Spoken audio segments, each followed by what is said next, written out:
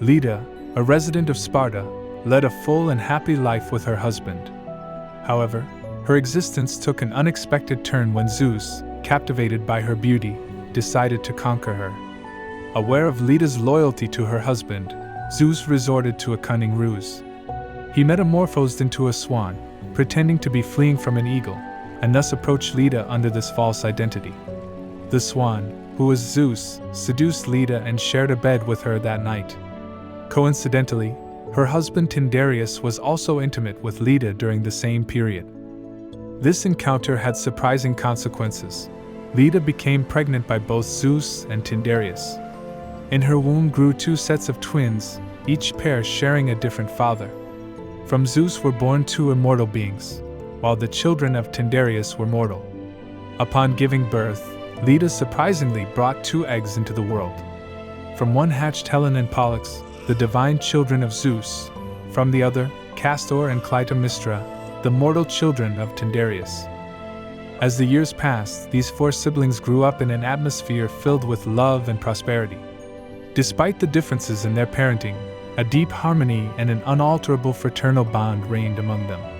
Growing up in an affectionate home, they all loved and respected each other. The connection between Castor and Pollux transcended mere brotherhood. United at every step, they shared every adventure, defying the fact that Castor was descended from Tyndareus while Pollux was fathered by Zeus. Despite these different ancestries, they were identical twins, considered by many as a single soul divided into two bodies. Inseparable and complementary, Castor and Pollux excelled in every facet of their education and abilities.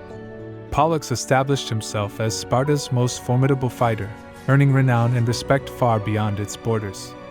Meanwhile, Castor excelled in horsemanship, earning a reputation as one of the best Spartan horsemen. Both were also trained in the art of war, where their strength and bravery earned them the admiration of everyone in Sparta. In time, Leda's four children approached adulthood, each gaining renown in their respective fields. Helen, in particular, became a peerless beauty, eventually considered the most beautiful woman in the world.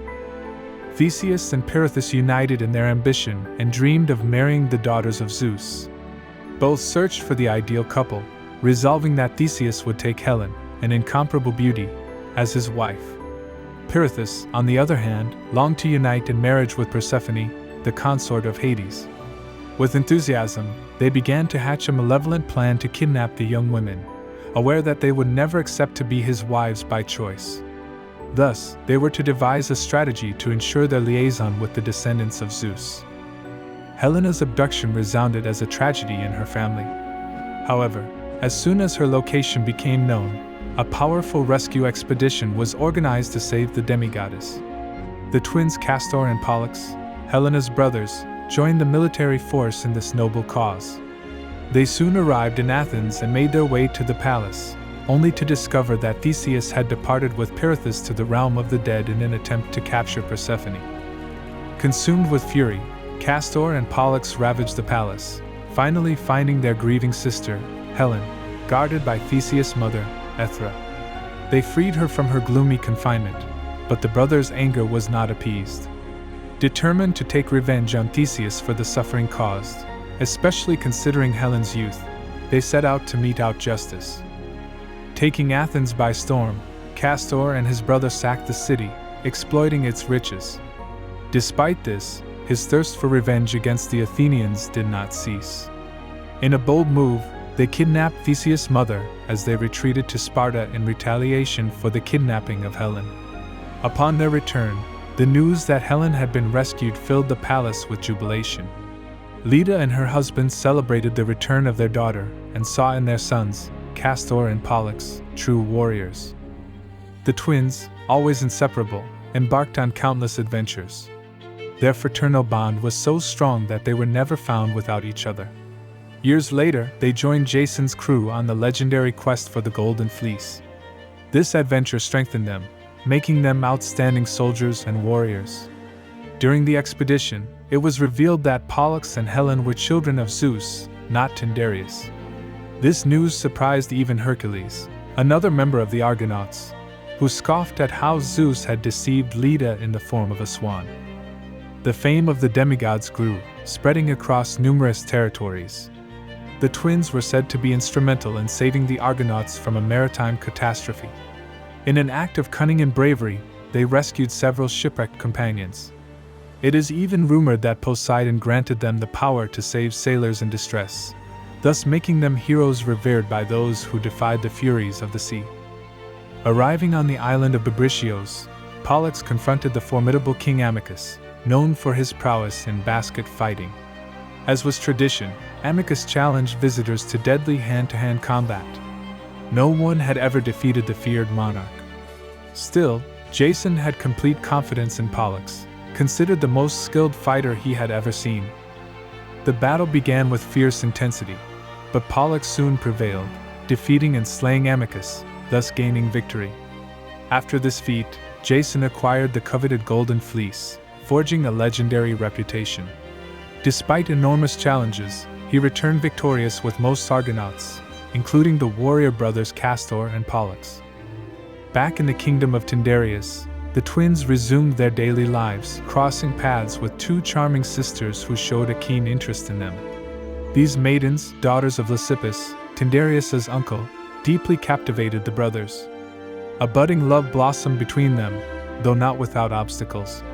The young women, Phoebe and Ilaria, were betrothed to Idas and Lynceus, sons of Aphareus and nephews of Tyndareus. This pre-existing engagement presented a considerable challenge to Castor and Pollux.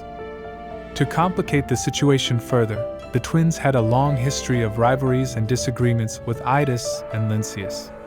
This conflicting context exacerbated the complexity of the decisions Castor and Pollux were about to face. The descendants of Aphareus, on the eve of their marriage, received Castor and Pollux in their palace. With a cunning plan, the twins went to the ceremony to take the Leucipides as wives. At the beginning of the marriage, they boldly abducted Phoebe and Ilaria, fleeing to Sparta. The action of the Spartan twins caused astonishment in the celebration. Still, Idas and Lynceus opted to leave them the women instead of pursuing their cousins. Subsequently, the brothers arrived in Sparta with an attractive proposal: to join forces to steal cattle in Arcadia, assuring that together they would be an invincible team. Castor and Pollux were enthusiastic and accepted, so the four set out for Arcadia. Upon accomplishing their mission, quarrels between cousins seemed to dissipate. Cooperation and mutual support prevailed during the expedition. However, Idas and Lynceus were hiding a plan for revenge.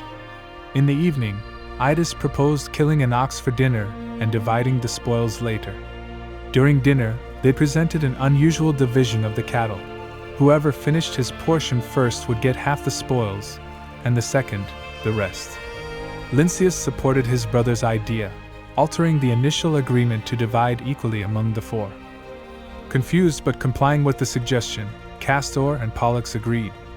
Idas, with surprising speed, devoured his share and then his brother's, claiming for himself all the cattle obtained. Consumed with fury, Castor and Pollux realized they had been cunningly tricked by Idas and Lynceus, their cousins. Although frustrated, they agreed to let them take the beasts. As they prepared to return home, the twins, hurt by the betrayal, threatened their cousins, vowing revenge. Months later, Idas and Lynceus visited their uncle in Sparta, only to discover that Tyndareus was in Crete.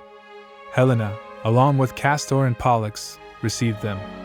Helen organized a lavish banquet to celebrate their arrival, attended by Paris and other guests. During the festivity, the Dioscuri, still eager for revenge, planned to take advantage of their cousin's stay in Sparta to steal the precious livestock they possessed. Amid the feast, Castor and Pollux excused themselves and went to where the beasts were kept. The next day, Idas and Lynceus, suspecting nothing, set out for home, leaving Helen in Sparta. Meanwhile, the twins set out, determined to take possession of the cattle. Castor hid in a tree to keep watch, especially in case his cousins appeared, while Pollux gathered the beasts to take them away. Night had fallen, plunging everything into shadows. The Dioscuri, Castor, and Pollux were ready to return to Sparta, taking their cousins' cattle. As they were leading the beasts, they heard noises nearby. Hiding in a tree, Castor spotted his cousins approaching and quickly alerted Pollux. Both froze in the dark, seeking to remain unnoticed, but Lynceus's ability to see in the dark changed the course of events. He informed Idas of his discovery, and together, they crept up on Castor with lethal intent. The tranquility was shattered in a violent confrontation. Alerted by his brother's cries, Pollux came to his aid, only to find Castor severely wounded by a spear, the work of Idas. Consumed by grief and anger, Pollux attacked Lynceus, ending his life in an act of revenge. At that critical moment, Idas surprised Pollux from behind. Just as he was about to strike the final blow, a celestial roar stopped him. Zeus, watching from above, intervened to save his demigod's son, striking Idas with a thunderbolt. Pollux, still in shock, approached the lifeless body of Castor, his brother and fellow adventurer, weeping disconsolately for his loss. Zeus came to Pollux, offering him immortality and a place on Olympus, a gesture of consolation for the tragedy he had suffered. Overwhelmed by the death of his beloved brother Castor, Pollux confessed to his father, Zeus, that he rejected immortality. He argued that, without Castor, he was an incomplete being, unable to continue his existence without his brother. Zeus, moved by his son's grief, offered to revive Castor, although this would involve a sacrifice for Pollux. Without hesitation, Pollux accepted, longing for his brother's return. Zeus then split Pollux's immortality, assigning one half to him and the other to the lifeless body of Castor, who miraculously came back to life. Pollux, amazed and excited, was reunited with Castor. Zeus allowed them to transit between Hades and Olympus, ensuring the brothers would never be separated. As time passed, Zeus elevated the twins to the firmament, transforming them into the brightest stars, perpetually united in the constellation we know today as Gemini.